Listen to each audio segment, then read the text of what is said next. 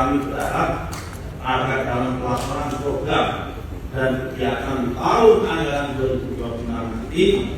senantiasa mendapatkan dukungan serta pendampingan dari para pimpinan dan seluruh anggota Komisi 2 DPR RI yang terhormat dan terus menyertai kami. Kami mengapresiasi segala upaya terbaik pimpinan dan segenap anggota Komisi 2 DPR RI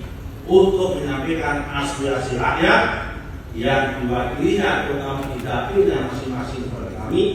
Kami mohon maaf jika dalam penyampaian ini dan dalam berhubungan selama ini ada beberapa kata dan perilaku kami yang dalam